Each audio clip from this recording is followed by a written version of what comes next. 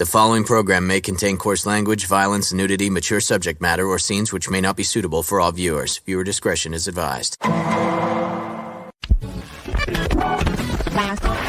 All Hit Radio.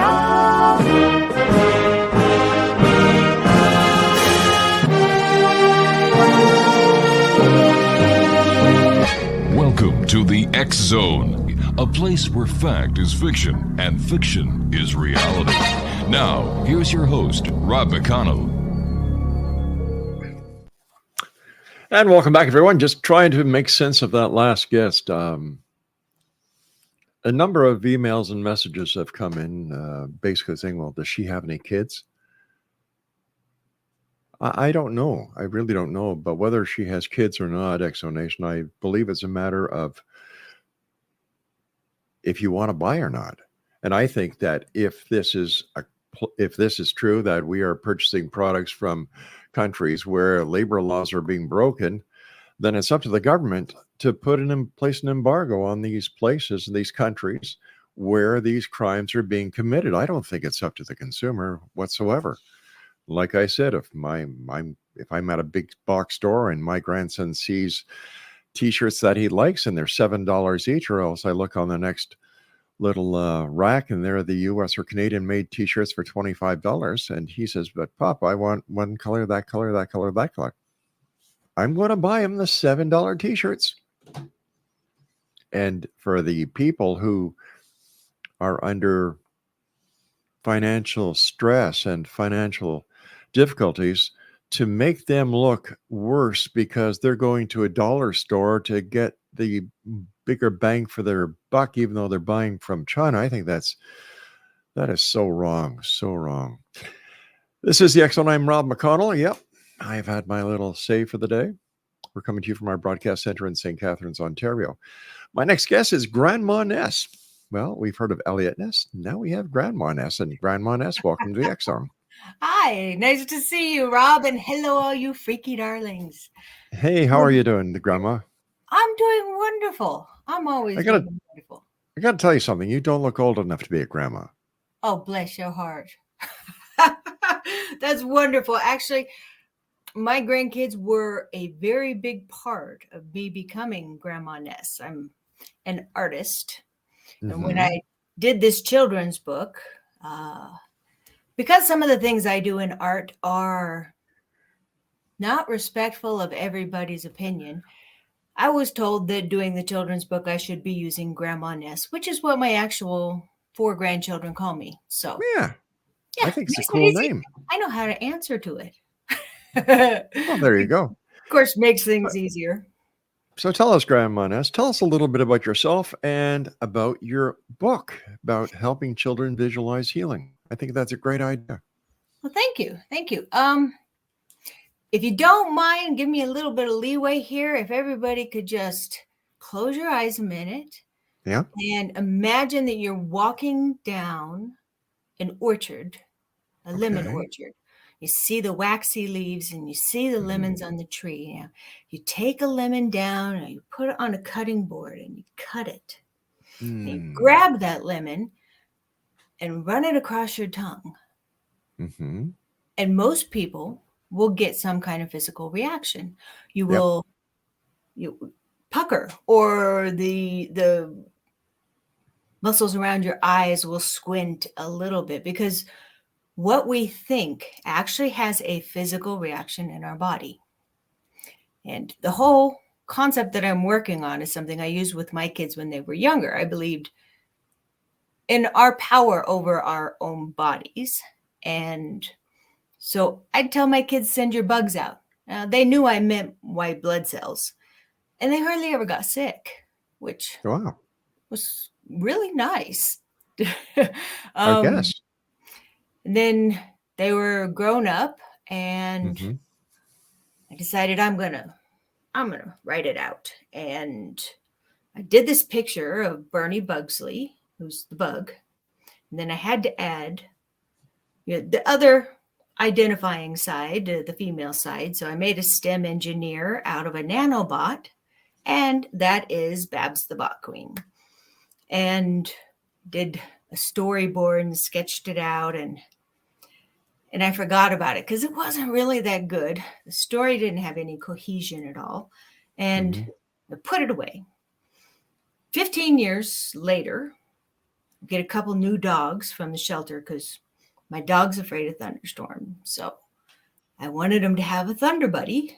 And the same time, we're moving stuff into the new art studio that my husband just finished building in the backyard. And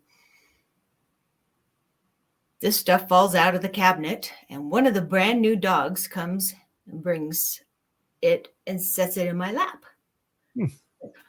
Okay. I'm going to take a look at this. We're busy moving and stuff right now, but I'll take a look at this. And next thing I know, she's brought in another piece and set another piece in my lap. Okay, I'm going to look at this soon. I set it up on the table in the kitchen, and nobody banged it or anything. It just slammed, fell on the floor. And so I sat down and started working on it again and gave myself an 18-month deadline. And Bernie and Babs versus the virus became real. Excellent. Congratulations. Thank you. What it does is it takes children from age 4 to 99 through a very effective, totally positive healing visualization.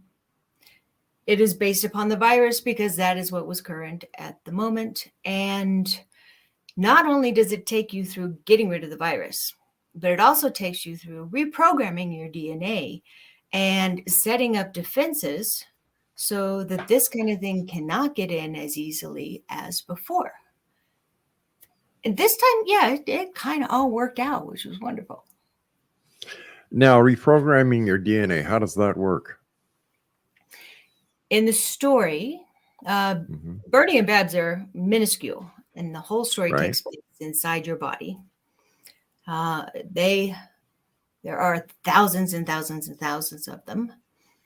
So they are sent out to the telomeres, and inside the telomeres are the strands of DNA, and they go through the DNA, and a little screen comes up, like a blue screen, and they find the place where something was not strong enough in the defenses, and they write another little piece of code, and then they move on.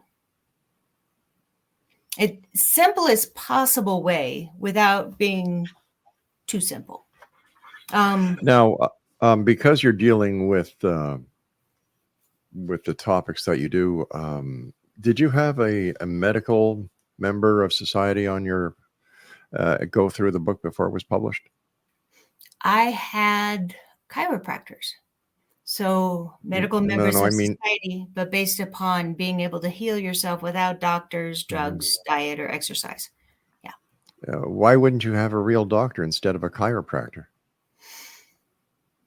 Well, I didn't know one I had a lot of respect for. I had lupus 10 years ago, completely disabled with it. I was able to move about 30 minutes a day, and it is devastating physically, but it is demeaning mentally. And so unfortunately, I lost a lot of my respect for doctors in going through that. And everything I did to get out of it did not follow doctor's advice. I mean, I'm trying to figure out what a chiropractor would know about reprogramming DNA. Probably about as much as I do. I mean, they know how to get the flow working in the body, but they do have a doctorate, and they are a medical doctor, and then they do another 8 years on the chiropractor side. So I'd say that they have more knowledge than a general practitioner would, but they're probably not as up to it as people who are right now using CRISPR and reprogramming the DNA with virus strains and things like that. But I do a great deal of research to make sure that I am in line in some way with the current things that are going on. I'm working on Bernie and Babs versus versus allergies next.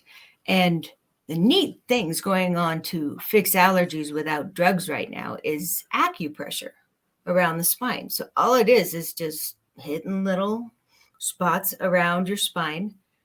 And it's been working really good with me. I mean, if I can't get it to work with me, it's not going in the book.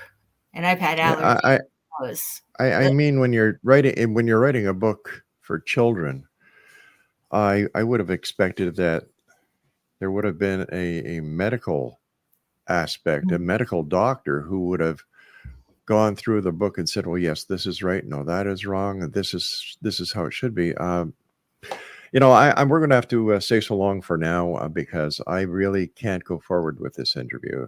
I